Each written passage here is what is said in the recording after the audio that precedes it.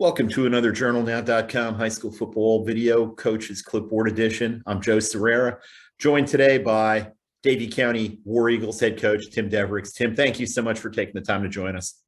Yeah, Joe, thanks for having us. Your team opened up with two tough losses to pretty good teams from Mooresville and West Rowan. What did your guys learn from those games that's allowed you to go 2-0 since? Belief in ourselves. Like there were some times in those first two games that we made some mistakes, and I think it was due to youth, and we didn't have the resiliency built up yet that we needed to keep playing. Mm-hmm. What's this team doing well, and what are some of the areas that you still want to address? I would still keep working on that resiliency. Now playing in the CPC, there's going to be ups and downs and big plays in every game that we play from here on out, and so just to continue to build on that resiliency. And then we are getting better with that, but I want to see us continue to strive to have like a competitive stamina, that every play that we play in the CPC matters. It could be the difference in the ball game. It could be the first play of the game. It could be the first play of the third quarter, or it could be the first play of the fourth quarter. We don't know when that play is going to happen, but it's going to happen, and we need to make sure that we're competing at a high level for that play. What is this team doing well? Obviously, you're doing some things well. That West Rowan game could have gone either way, and you've got 2 wins since then. Yeah, I think we have a group that spends a lot of time with each other outside of the practice field, outside of the stadium. And I think the closeness of these guys, and it's not just like one particular position group.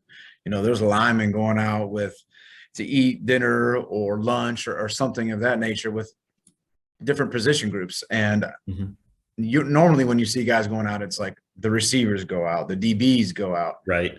Now it's like intermingled. And I think the closeness of that group and, you know, willing to keep working at it is the biggest thing that I've seen. Who's playing good football for your team right now?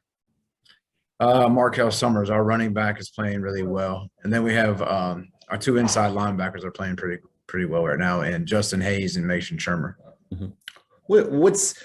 Which side of the ball do you feel like your team is playing better football on right now? In the last 2 games, I would say it's series to series. You know, it's like, okay, we get something figured out on offense, and here we go.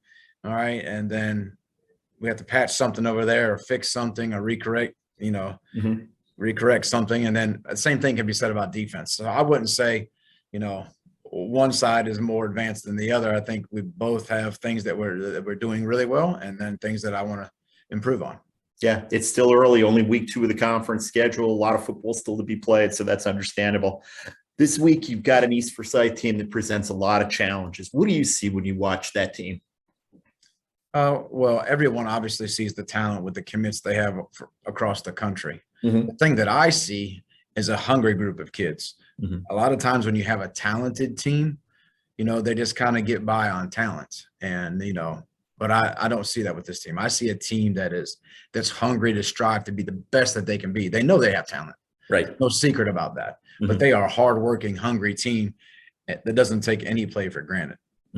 Yeah, it seems like their opener, they kind of let Northwest Guilford get back into the game, got into a little bit of a shootout with them. It seemed like that was a wake-up call for that team.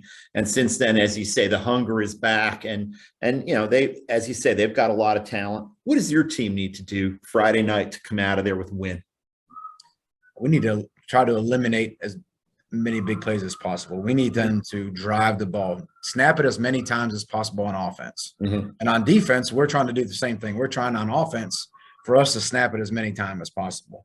The 3 and outs, you know, we can't afford to have one on offense. That might happen, but we can't get their train rolling, because what I've noticed in the last 2 games, it's a spark. And when the points start going up, they just continue to go. Yeah. And overall, how do you feel about your team? You know, just week 2 of the conference schedule with all these conference games still out there to play. I mean, I feel fine. You know, obviously this is a tremendous challenge for us. You know, I think it'll be a tremendous challenge for any team in the state, but that's probably one of the benefits of playing in the CPC. You have that challenge from week to week, and we got to get our kids to be able to compartmentalize. Last week's over with. Let's focus on this week. We can't look ahead and we can't look back. Let's figure out what we can compartmentalize for this week, and let those chips fall where they may. Yeah, a few of the coaches in your conference have said to me over the last few years that once you get into conference play in the CPC, you're already in playoff football. You're already in that mode. You're facing the kind of teams that you're going to see in the playoffs. And, it seems like that's where you guys are headed. I appreciate that, and I'll just say that, you asked the question. I don't think I answered it, but about this week, no one probably in the state outside of probably in the locker room, and probably even some people in our locker room on Tuesday here, don't think that we have a chance. That's our tough job, is making sure that, yeah, they're a talented team and they're ranked really high, but last time I checked, we didn't call over there and say, hey, we'll just give you the W, Right. Yeah, that's what high school football is about. You guys are going to go into that game with the right attitude on Friday night, and we wish you nothing but luck in that game and going forward the rest of the season. Thank you, Joe.